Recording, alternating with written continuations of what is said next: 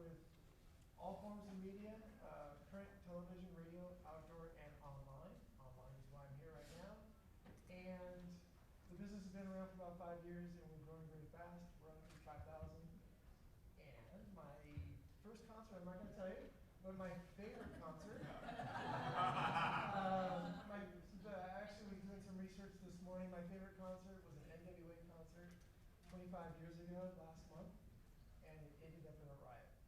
And I was there. Hi, I'm Kevin Carr with Facebook. So I oversee the relationships with record labels and also with music streaming partners in the United States, in North America, actually. And my first concert was, going to maybe confuse folks, was Dan Fogelberg. Folks know that, but father took me when I was 12 to see Dan Fogelberg, so that was the official first for me. I'm Valerie Nelson from Twitter. I had all of our partnerships with music brands, record labels, live promoters, kind of anything in that space. And my first concert was Usher and Janet Jackson. I'm Andy Abimalik. I'm with Google and work on the entertainment team there, so kind of across music, movies, and TV and streaming. My first big concert, my first indie concert was Dinosaur Jr., smaller band, if anybody knows Jay Mascis. And then my first larger concert was Oingo Boingo. Classic. So, as you can see, we have a wide breadth here, pretty much all of the major networks, all the major players in the game, plus an agency opinion, which is going to be amazing. So, I'm going to ask these questions, and we're going to start down that end and really work our way down. So, if those strongly, they want to jump in first, they can, and hopefully Gino can get sort of the agency perspective with all of you guys kind of in the mix there. Agnostic, there you go. The first question is, with the ever-changing landscape of the internet, how do you see your company staying relevant in social media? Great, so I'll take that to start. So, Google really has two different platforms for social. We've got Google Plus and we've got YouTube right now. The way that I would describe Google Plus, it's really kind of the social spine that is underlying all of the Google products. It ties into Google search through social annotations. It ties into SEO through the knowledge panel, so you can have some influence in how the knowledge panel looks through Google Plus. It ties into YouTube with if you have your accounts linked, you can kind of have comments going back and forth and really engage with your user base, and actually ties through our ad network where there's the plus button underneath there. But Google Plus itself is a wealth of knowledge and data that can be mined for advertisers, and you can have tie-in through all the different platforms. On the YouTube side, I think we just had our new fronts or upfronts last week. The really interesting thing for YouTube, if you guys are not aware, is how influential YouTube stars are. So I don't know if you guys know who Bethany Moda is, just to give you guys one example, but she's a fashion mogul. She's like 18 years old. She has 6 million subscribers, 450 million views. Every video she posts gets about 2 to 2.5 million videos. So if you think about this, when we had our upfront last week, there was about 1,000 girls and their moms lined up to meet her and get her autograph. But these type of influencers have a significant influence over buying habits, what music people are listening to. So I think in social, especially on YouTube, you should really understand what type of influencer out there, epic rap battles, how it works with your particular brand, and how you can leverage that content on YouTube to really hit the key demographic that you're looking to hit. I'll go next. So I think Twitter is, really embedded in the culture, especially with music. It's our most discussed topic on the platform, and half of our users follow at least one musician. So really broadly discussed. And then we're also really integrating with other platforms like Billboard. So you may have heard that we're coming out with a Twitter Billboard music chart later in the summer. So if you really want to understand the impact that your content is having, how big a track is, that'll be reflected in the Billboard chart. And then also Twitter's global. So whether you're sitting in the room with someone or they're halfway around the world, you're having conversations with them live in real time as it's happening, and it's public.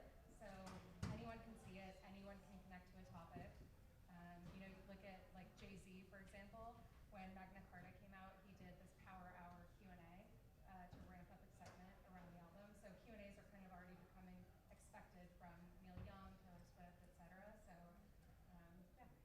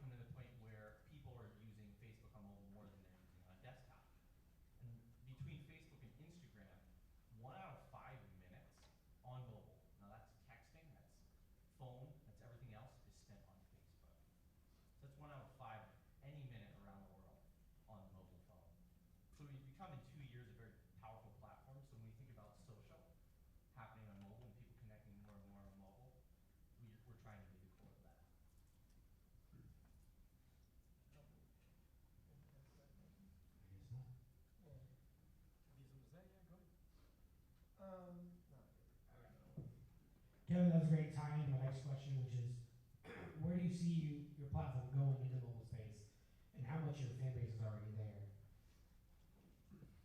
Yeah, great. So kind of as Kevin alluded to, I think for all of us, like mobile is really the future. You know, to give you guys a stat, YouTube, over 40% of all our YouTube views come in on mobile devices or on tablets, and probably by the end of this year is going to be over 50%.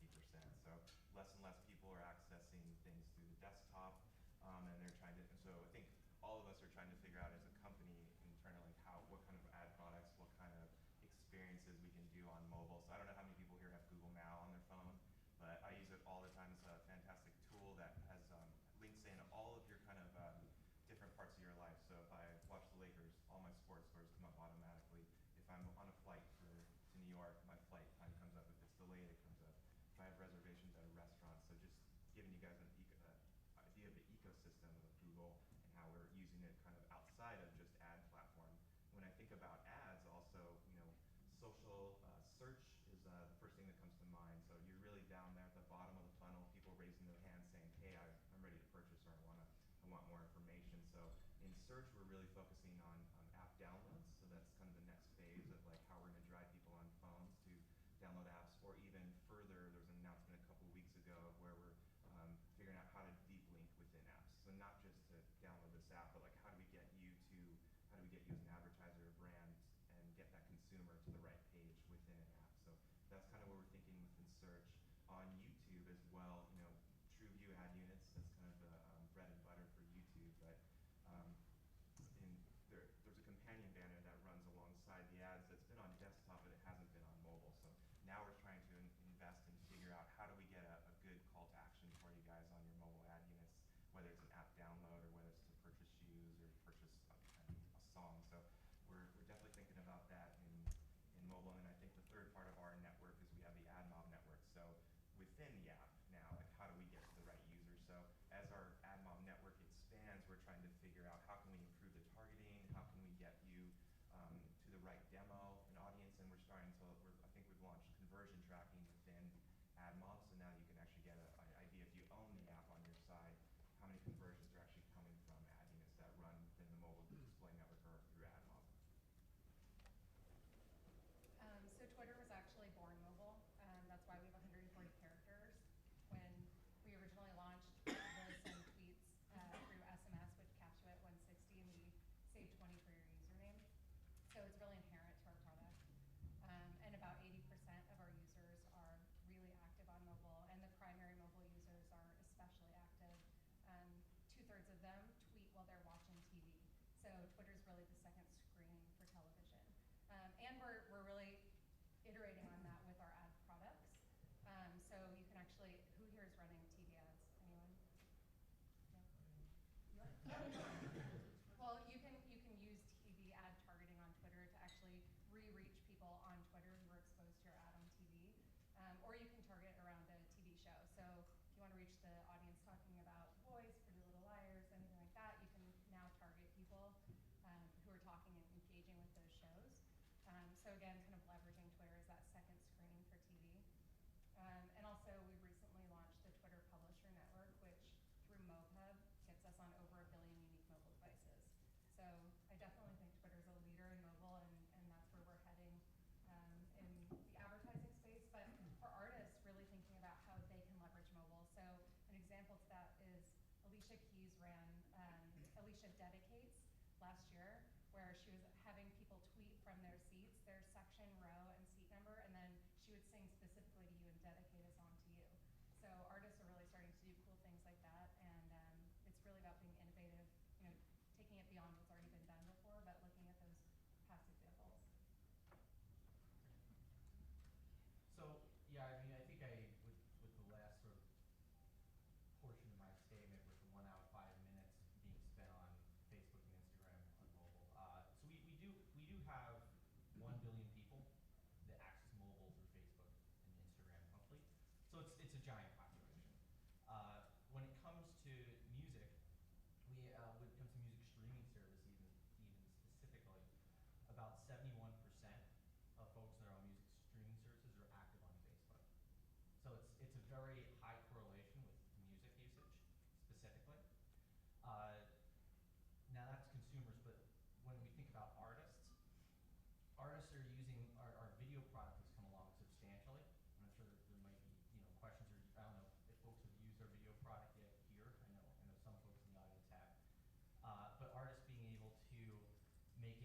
personal 15-second video of what they're doing that day and post it on Facebook and mobile. That is being consumed more and more on mobile phones. I've seen Dirk Bentley do little previews of what, of quizzes and countdowns. I've seen Aloe Black, a lot more video engagements happening on mobile, so we're seeing that. We also made a new mobile ad network, you may have heard. So it's in very early stages where we're driving app installs through a mobile ad network. So a lot on the ad side, a lot on the consumer side, and the artist side as well. I'll chime in. All three of these guys are killing mobile. I mean, mobile is the future. As far as an advertising agency is concerned,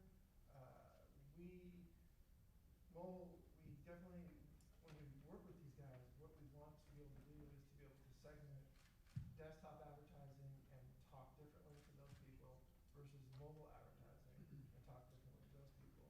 And all three of these guys have platforms that can do that now. So that's a good thing. I have one more thing I want to add to that. I think a big place where we're going, probably these other guys as well, is like cross-device tracking. So I think the big thing Google's trying to figure out is like, how, like we see somebody maybe looked at a video on their phone, or they clicked on an ad on their phone, but then maybe later at home, they go home and on their desktop and they actually purchase something, or they actually complete an action that you guys are trying to do. So for a long time, that's been impossible to understand the attribution of like, did somebody start on their tablet, did they start on their mobile phone, did they end up on their desktop?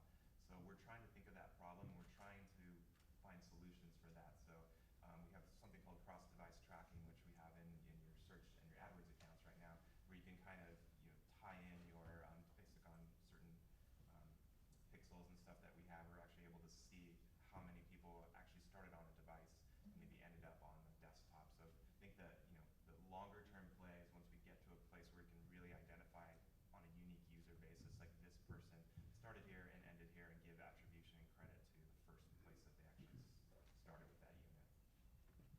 Great, thank you guys. Let's talk for a second and see if we have any questions. Anybody have any questions so far?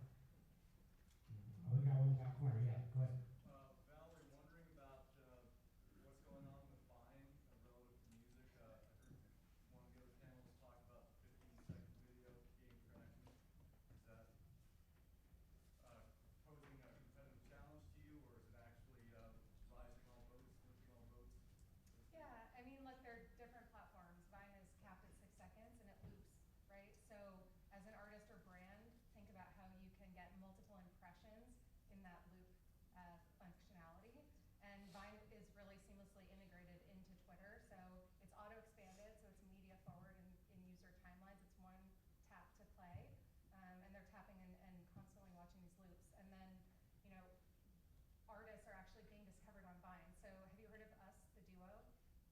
They're a husband-wife couple. They, had a pretty big YouTube following, and they weren't really getting the traction they wanted. And they started doing these 6-second covers on Vine. Pharrell, John Legend, and they got picked up by Good Morning America, and then they got signed to Republic Records recently. So artists are definitely using Vine in really creative ways, and then integrating it really seamlessly into Twitter.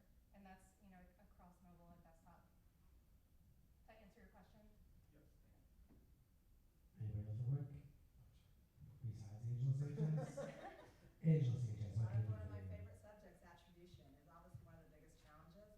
Everybody's looking at last click attribution, which means probably you, Andy. Google search is getting all the attribution nowadays. What are you guys seeing out there? What are your thoughts on it? How can we, even my organization doesn't do a good job, how can we understand the value? I think there's value with all of you sitting up there, right? Even though the value is maybe come on search. How can we as users understand better attribution, work with you guys to understand the value of each of your networks, so that it's not just based on last click? Sure. I'll take it first. Do you want to explain to the audience what last click attribution is first? You want to go ahead first? Show of hands. Who knows what last click I was attribution is? going Raise to your talk hand. about attribution. Yeah. Okay, let's see what that is first. Sure. So last click attribution is the last click gets the credit for a sale, a purchase, or the end result that you're trying to accomplish. Whereas, so one of the things we're doing in search is we have our search funnel. So I don't know if you guys are familiar with that in search, but basically it can look at and see, did somebody search for maybe an artist, and then maybe they saw the impression, or maybe they clicked on the ad, and then later they came back and maybe they typed a different word, they actually converted on that. And so what we're able to actually tell you is like what's the value of these other keywords outside of the last click. So I think the difficult part that we have is trying to come up with an attribution model. It's really difficult to say, is this worth 0.2, is this worth 0.5? But that's the longer play, is to try to figure out what's the complete value there. So Google just acquired a company, I think it was announced yesterday, called Odometry, which is a tracking company that can help you understand the full funnel, multi-channel funnel. So we have Google Analytics. It's going to tie in kind of to the Google Analytics team. But what we're trying to do there is really understand, okay, did somebody see an ad on Facebook, right? And then they saw an ad on Twitter, and then they go maybe convert on Google, like through third party, since it's not just Google's properties through Google Analytics or some of these places. Can we understand like what's the value of, especially display? I think that's the biggest one that like everybody's asking, how effective is my display? Like if somebody saw my video on YouTube, but they didn't click on, they don't click on the unit and they go there, does that mean anything? And so I think what we're trying to show and prove that all of these guys, if you see the tweet, if you see the Facebook post, if you see the video, that it actually is influencing you. Maybe it starts at the top of the funnel and gets them into the funnel. Maybe they end up converting on Google search at the end of the day. But what we're trying to solve is that exact problem, because I think that will open up a lot of doors to everybody saying this actually is valuable to us and can continue on that. Kevin, did you have something to add to that? Yeah, I mean, I don't know if anyone's familiar with Atlas, multi-touch attribution partner. So we acquired Atlas, I don't know, a couple of years ago. But essentially, very, very similar to stuff Andy's saying. I've worked with Atlas personally, and actually, without saying too much, working within the music sector with them.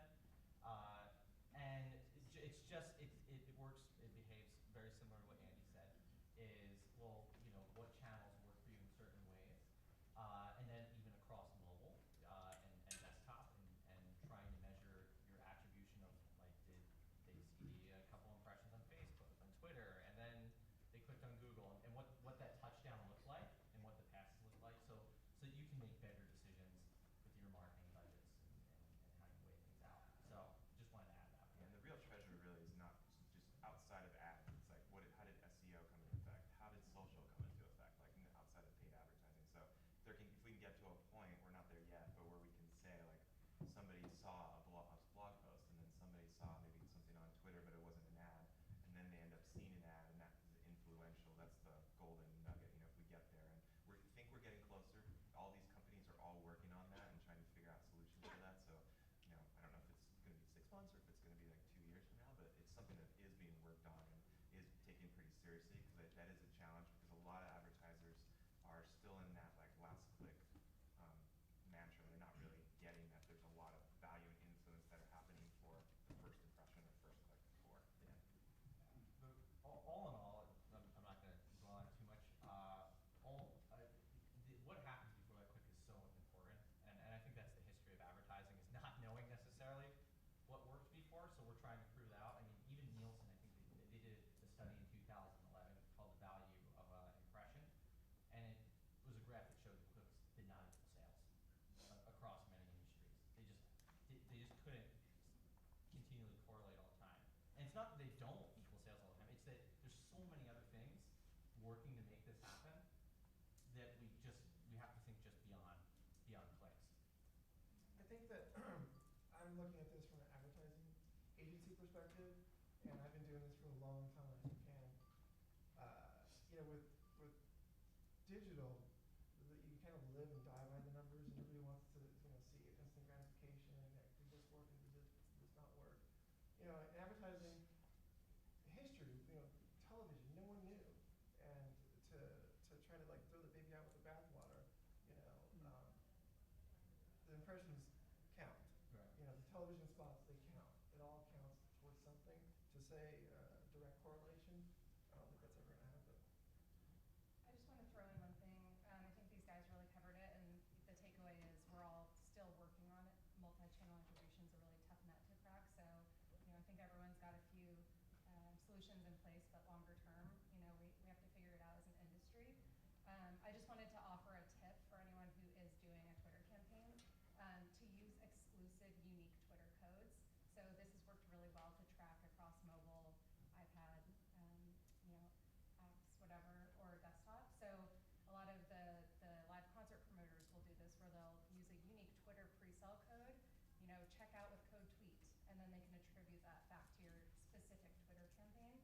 something that does work cross-channel.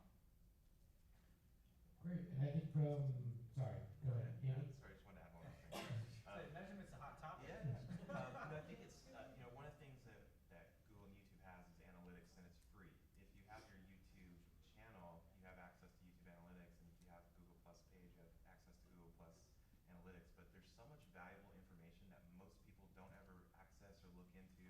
So if you're the owner of the channel, you should absolutely kind of be playing in there on YouTube, because you can, outside of your demo, who's coming to your channel, what location, what geos they are, you can see what websites they came from. So you can start to make educated marketing decisions, be like, wow, 20% of my traffic is coming from this one site. Maybe I should be partnering with this site, or do advertising with this site. Or, only 50% or 70% of my traffic's going on mobile, coming from mobile devices. It's not coming from desktop.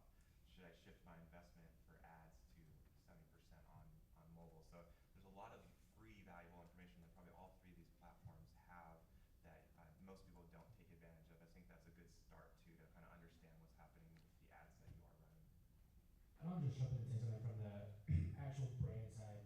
I think that when you get into this and you dig into it, you have people who like CTRs and clicks, and that's all they look at, and you have people that look at impressions. And I think we all can sit up here and say that's most of the brands, the bigger brands that are the $100,000, $500,000 budgets, who are like, I just need the impressions. I don't care where they are. I want them. And I think that's where we've all gotten into this world of like, do clicks really matter? Really not. I work with Gino's team a lot, and I'm the first one to come down on saying the clicks aren't there because we optimize to CTR, and that's how we do it. So I think as you get into this world, you kind of find what's best for you. Is it impressions? Is it CTR? Is it CPC? Is it CPM?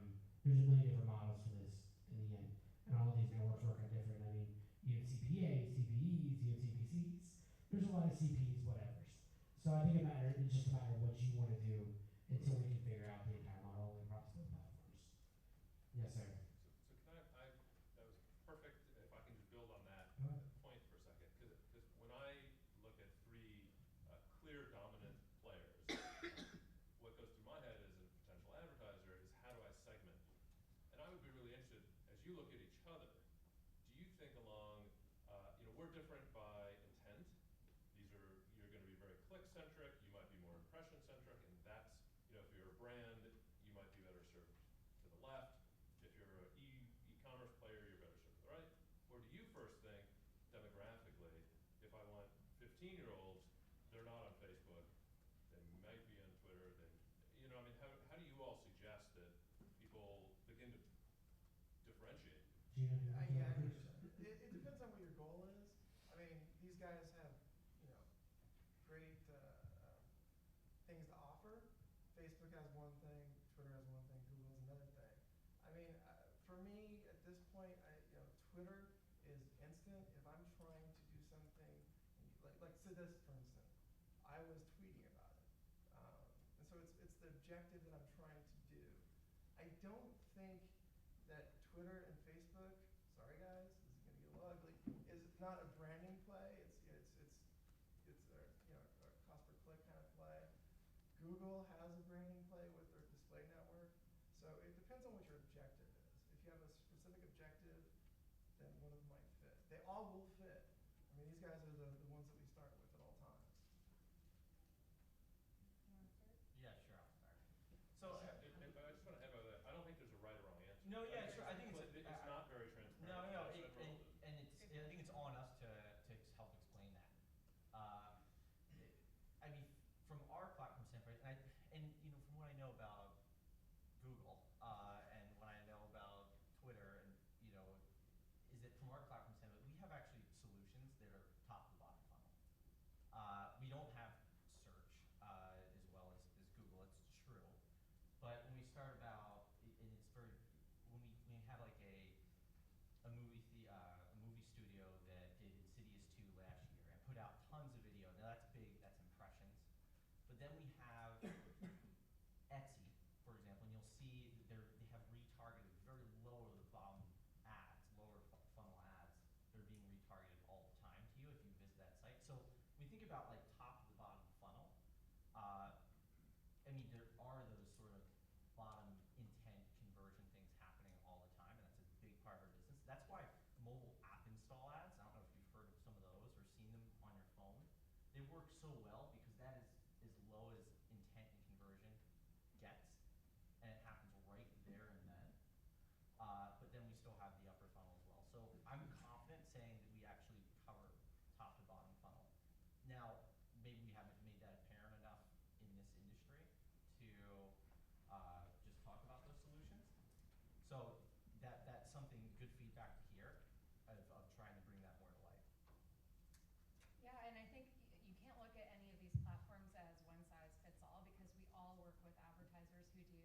direct response, they want leads, they want app installs, they want site traffic to big branding advertisers. And that's, we service thousands of advertisers. So we accomplish all of those goals with a robust suite of targeting as you would for these guys.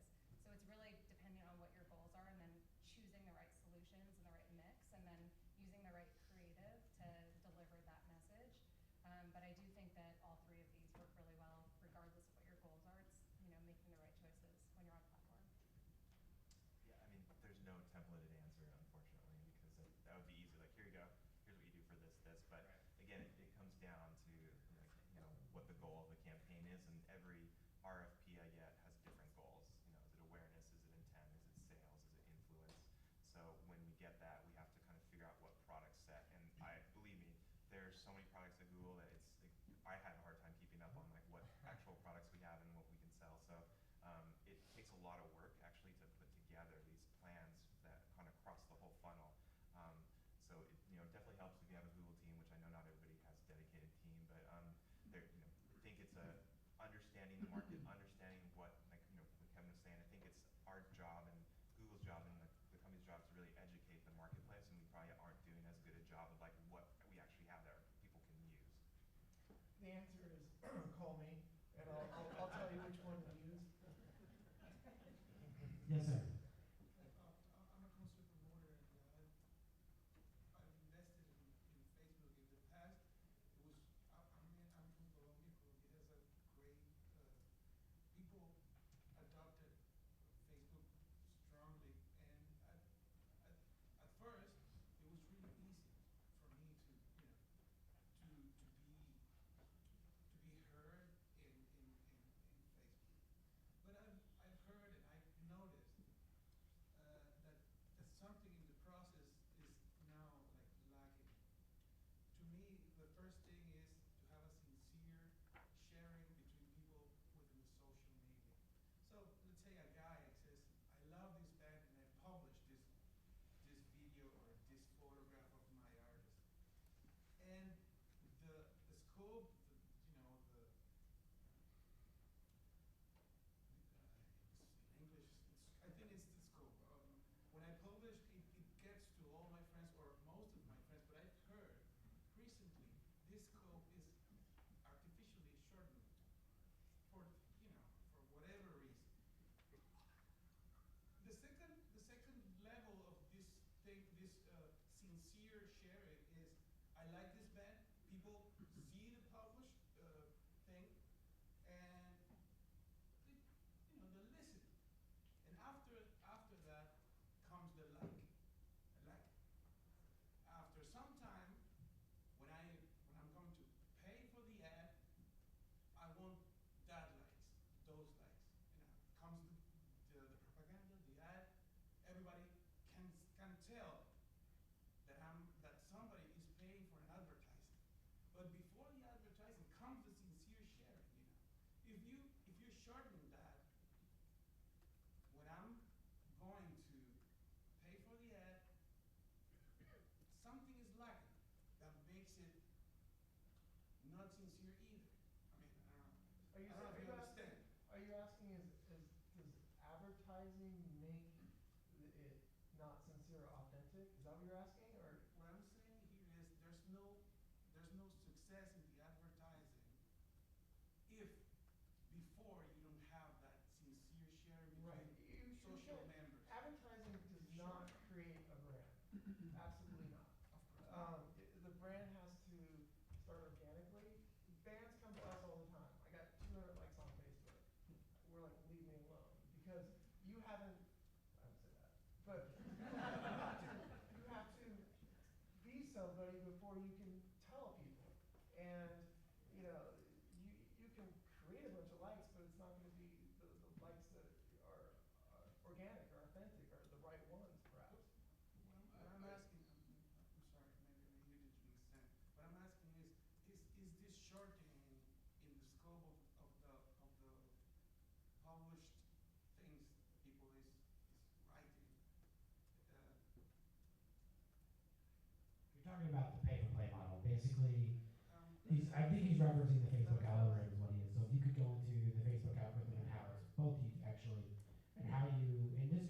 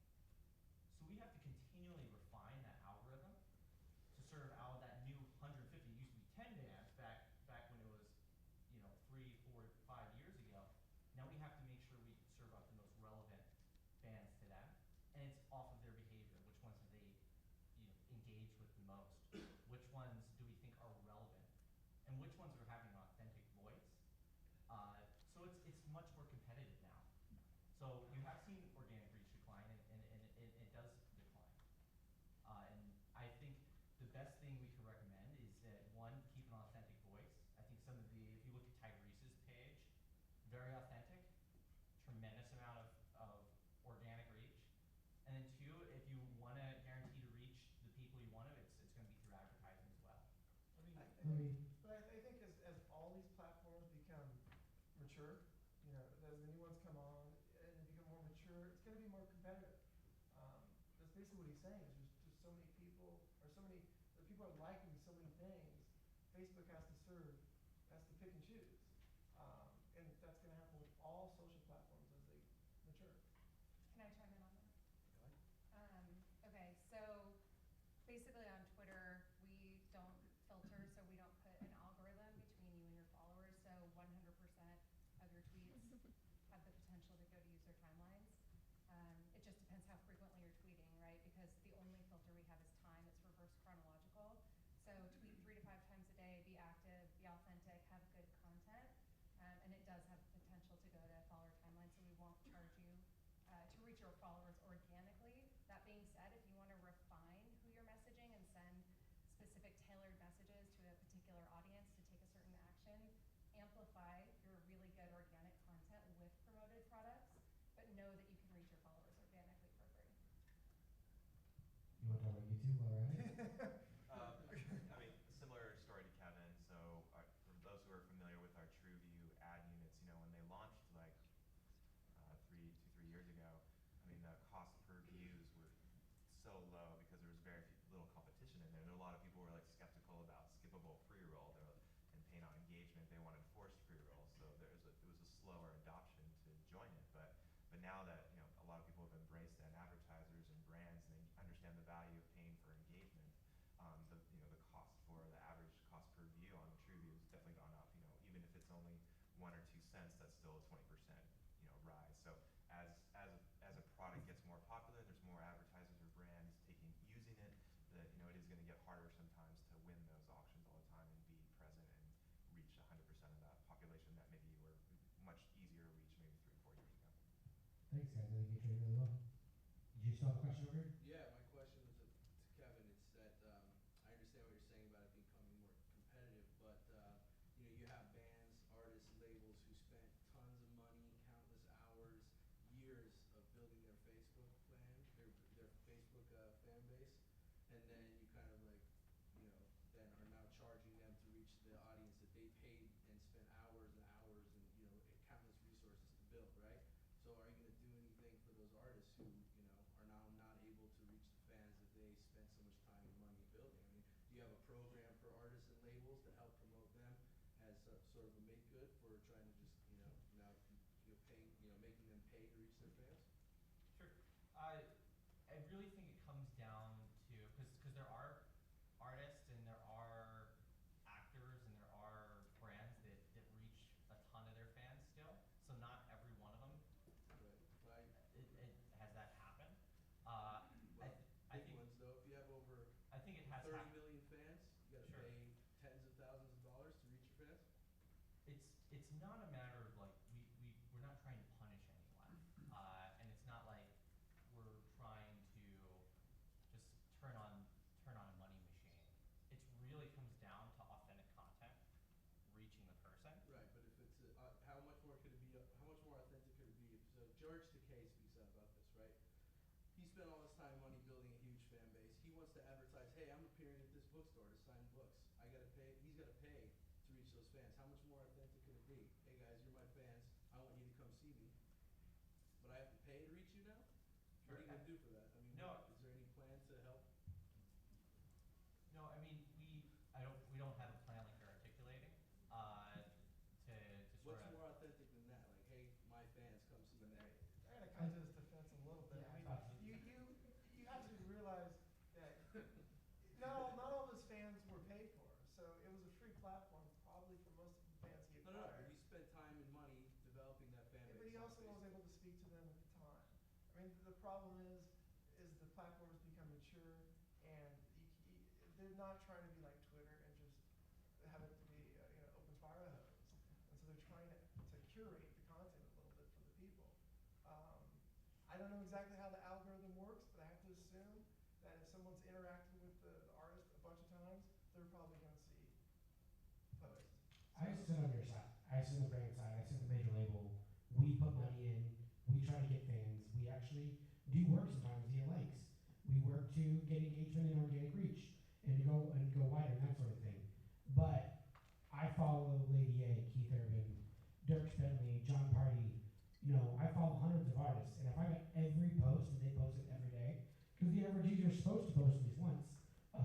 times a day.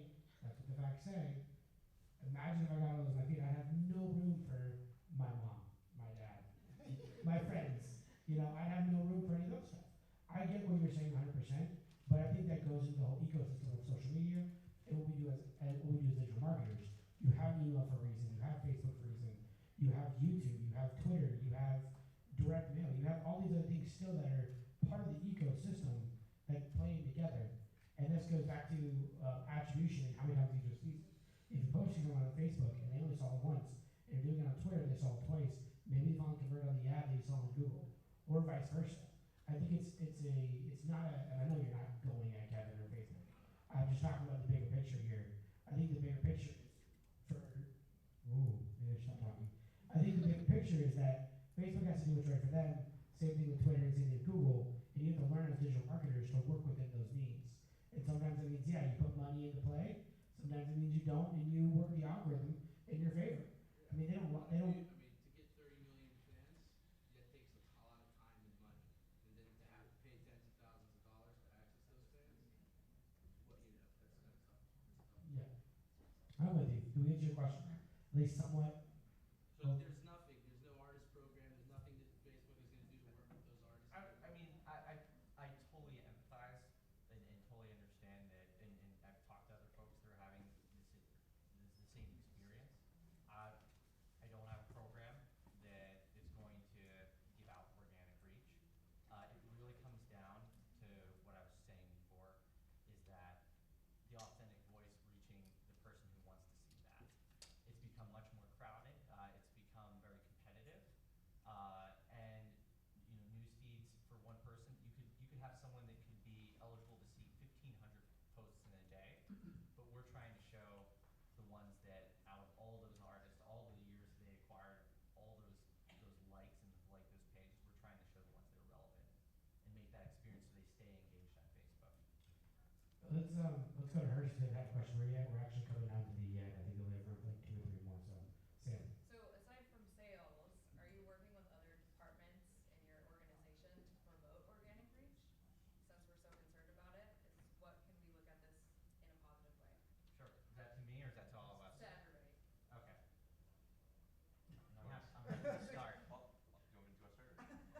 Well, why not? I feel like I just came off the last question. So why not keep it rolling? So, yeah, I mean, we have our public content team that we work with, and I've synced with them, and they stress authenticity, authentic voice.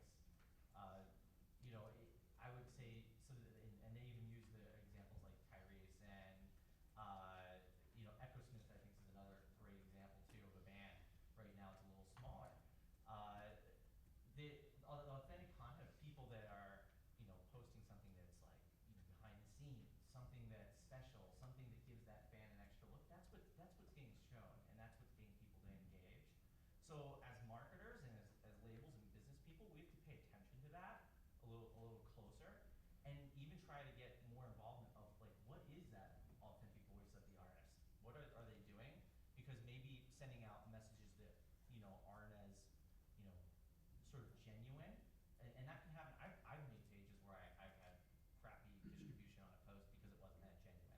So I think it's that genuine, authentic voice that they're talking about on our other teams. And yes, we've been collaborating with others as well. Does anyone here manage an artist's Twitter page rather than them managing it themselves? Yeah, a few of you. I think fans expect artists to be themselves and be authentic on Twitter, and they know on all these platforms, and they know the difference. And they're on Twitter or they're on Facebook. They want to connect with you directly. And so I think they kind of call bullshit on people who have someone else manage their Twitter account. So that would be my #1 recommendation: is have artists be really authentic, create good content, because then you're going to get better earned media. Are you creating content that's shareable? Would people retweet it? Should they follow? Should they engage?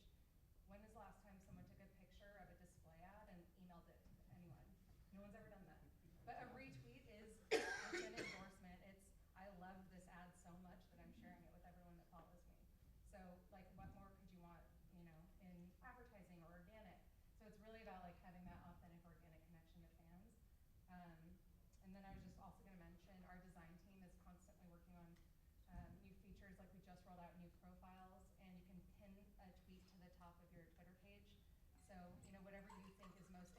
or you want people to see as the first impression of an artist when they come to your page or of your brand, you can put that to the very top of your Twitter page. And then the content that is getting the most organic engagement will kind of be bigger and be more expanded, and you'll really see that on your Twitter profile. So use those design features, they're free.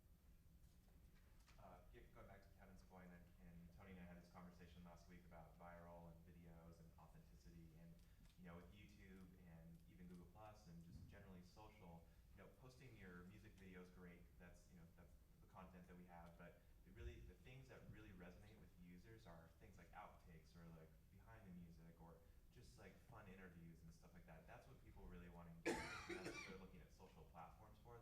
They're not looking for the repurposed TV spots to kind of run in there. That's not going to do as well as somebody has a really authentic voice. So the second part of your question there was really how are we engaging internally. So I've got a lot of platforms. We've got Google Plus, we've got the YouTube content team, I've got AdWords, and then I have Google Play. So we're there are 4 different platforms, and so we're starting to mesh closer together, understand what happening for a launch, what's Google Play doing, what's Google Plus doing. The long-term big play would be like, here's your one Google solution for you tell us this album's coming out in September. Here's your advertising program. Here's what we're gonna do at Google Plus. Here's how we'll help you with YouTube, and here's how we'll interface with Google Play. So that's a longer-term play. It's because it's 4 different divisions internally, but it's being talked about and it's being recognized that we have all these different attributes at our company. We should have an easier solution for advertisers, or at least the teams internally should be talking more and know what they're doing. So that is happening, and I think we're getting closer to having that solution along those lines. I think we're getting close to the end here, but I do want to I kind of want to go back. Kevin got picked on a little bit, and for the news feed, and I don't know if you guys realize that Twitter just announced that they're going to be able to block people's tweets. So the same thing is going to be happening at Twitter eventually. Like, you're not going to get as much engagement on Twitter now. But that's the fans' Choice, right? Choice, but I mean, at some point, I think it has to be curated a little bit. You can dismiss ads, if you are seeing an ad that you Yeah. don't want to see, you can dismiss that. Sure. Yeah, you can totally dismiss an ad on Facebook too, or on Connect. I mean, people the content that gets served more is because people are engaging with it, because it means more to that person. So it's a very positive approach of oh, they like this more, so we'll serve X brand's page more, or a band, or an actor, or whoever. As again, I just want to say this for the room here.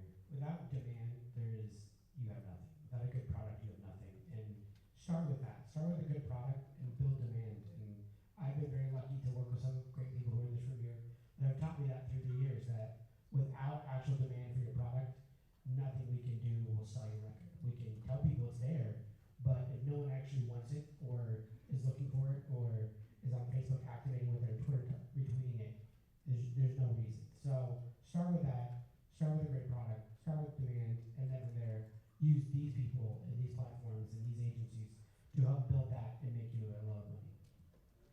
I think that's the end. We'll be around for a little bit of talk. Thank you guys very much, everyone, for coming. We appreciate it.